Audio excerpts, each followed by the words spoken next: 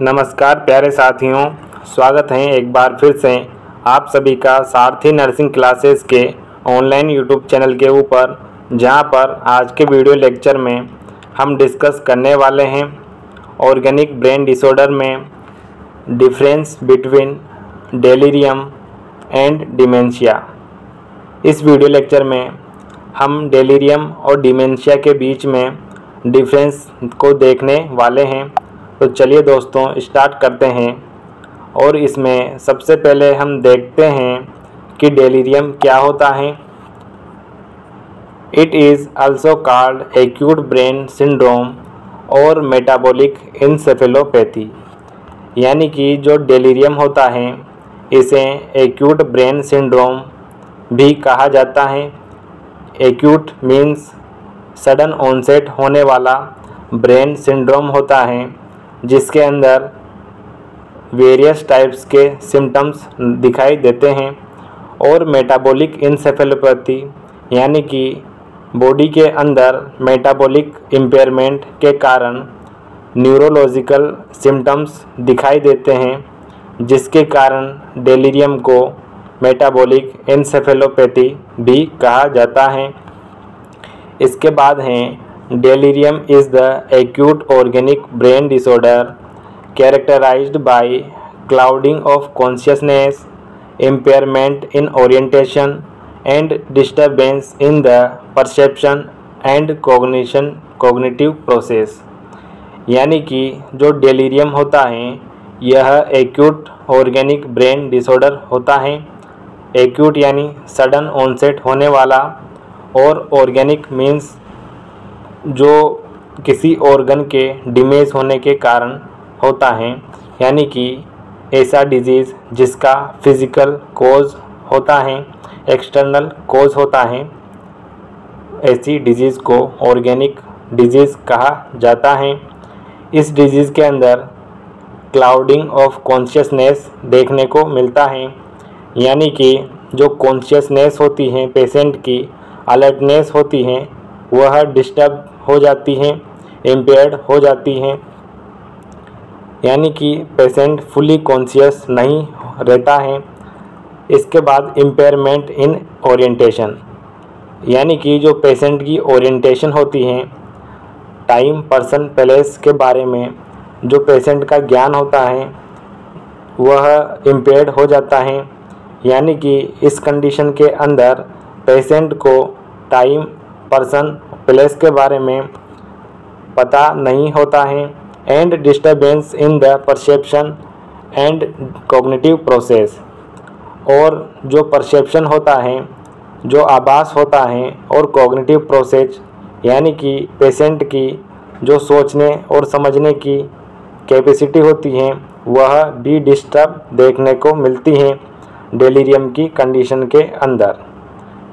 यानी कि डेलीरियम एक प्रकार का एक्यूट ऑर्गेनिक डिसऑर्डर होता है, जिसके अंदर पेशेंट में अलर्टनेस और कॉन्शियसनेस डिस्टर्ब हो जाती हैं, जिसमें ओरिएंटेशन इम्पेयर्ड और परसेप्शन और कॉग्निटिव प्रोसेस डिस्टर्ब देखने को मिलते हैं। इसके बाद हैं delirium has the highest incidence among organic mental disorder, यानी कि ऑर्गेनिक मेंटल डिसऑर्डर्स के अंदर सबसे अधिक चांस होते हैं डेलीरियम होने के, जो कि कॉमनली देखा जाता है ऑर्गेनिक ब्रेन डिसऑर्डर्स के अंदर। इसके बाद हम देखते हैं डिमेंशिया कि डिमेंशिया क्या होता है। Dementia is an organic brain disorder in which impairment in intellectual power, memory and personality but without impairment in consciousness। यानी कि जो डिमेंशिया होता है यह भी ऑर्गेनिक ब्रेन डिसऑर्डर होता है। इसके अंदर इम्पेयरमेंट इन इंटेलेक्चुअल पावर, जो पेशेंट की सोचने समझने और डिसीजन मेकिंग कैपेसिटी होती हैं वह इम्पेयर्ड हो जाती हैं, डिस्टर्ब हो जाती हैं। और इसके साथ ही मेमोरी लॉस देखने को मिलता है और पर्सनैलिटी डिस्टर्बेंस भी देखने को मिलता है पेशेंट के अंदर विदाउट इम्पेयरमेंट इन कॉन्शियसनेस। लेकिन इस कंडीशन के अंदर जो पेशेंट की कॉन्शियसनेस होती है, अलर्टनेस होती है, वह प्रॉपर बनी रहती है, उसमें किसी भी प्रकार का डिस्टर्बेंस नहीं होता है। इसके बाद हैं most common in old age above 65 years. और जो डिमेंशिया होता है यह मेनली ओल्ड एज के अंदर देखा जाता है above 65 years. It is chronic irreversible organic brain disorder. और जो डिमेंशिया होता है यह क्रॉनिक होता है, यानी कि लॉन्ग टाइम तक परसिस्ट करता है, लाइफ लॉन्ग परसिस्ट करता है और इरिवर्सिबल होता है, मतलब कि यह इसे ट्रीट नहीं किया जा सकता है। इसके बाद है dementia is a syndrome in which there is deterioration and disturbance in memory, thinking, behaviour and the ability to perform everyday activities.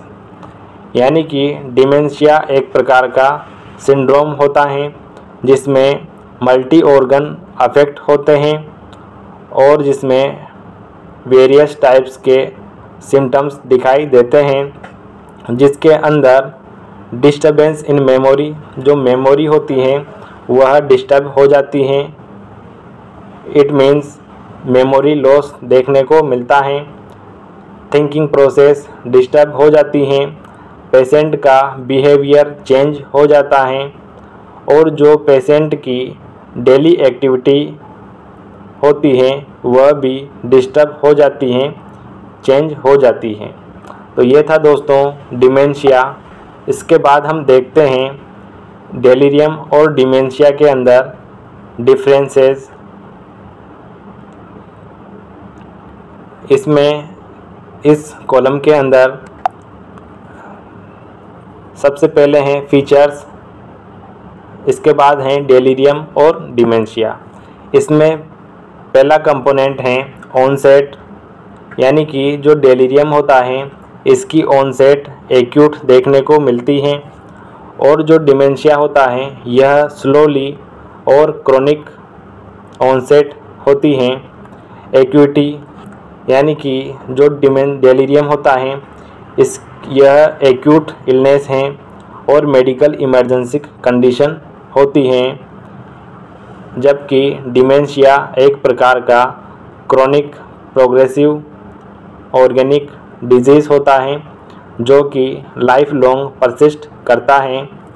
Course यानी कि जो इसका ऑनसेट होता है वह फ्लक्चुएट्स, यानी कि डेलीरियम के अंदर जो पेशेंट का मूड होता है वह फ्लक्चुएट करता रहता है, यानी सुबह के टाइम पर मूड इंक्रीज़ देखने को मिलता है और शाम के टाइम पर डिक्रीज़ देखने को मिलता है। Stable in a day. और डिमेंशिया के अंदर पेशेंट का मूड स्टेबल देखने को मिलता है। ड्यूरेशन यानी कि इसके रिजॉल्व होने में कितना ड्यूरेशन लगता है। डेलीरियम मेनली 1 वीक के अंदर रिकवर हो जाता है, जबकि जो डिमेंशिया होता है वह इरिवर्सिबल होता है, अनट्रीटेबल होता है, बट सम केसेस के अंदर यह रिवर्सिबल भी होता है। इसके बाद है कॉन्शियसनेस। जो डेलीरियम होता है इसके अंदर क्लाउडेड ऑफ कॉन्शियसनेस देखने को मिलती हैं। इट मीन्स जो कॉन्शियसनेस होती हैं वह डिस्टर्ब्ड और इम्पेयर्ड देखने को मिलती हैं। और जो डिमेंशिया होता है इसके अंदर कॉन्शियसनेस नॉर्मल रहती हैं। इसके बाद है परसेप्शन, यानी कि जो पेशेंट सेंस करता है वह विजुअल इल्यूजन, पेशेंट को इल्यूजन होता है जो कि परसेप्शन का डिसऑर्डर होता है। इसमें पेशेंट को रॉन्ग परसेप्शन होता है, मिस परसेप्शन होता है, मतलब कि पेशेंट को दूर से कोई वस्तु गलत दिखाई देती है। इसके बाद है हेलुसिनेशन, यानी कि बिना ऑब्जेक्ट के भी पेशेंट को ऑब्जेक्ट दिखाई देता है। इस कंडीशन को हेलुसिनेशन कहते हैं और यह दोनों ही कंडीशन डेलीरियम के अंदर देखने को मिलती हैं।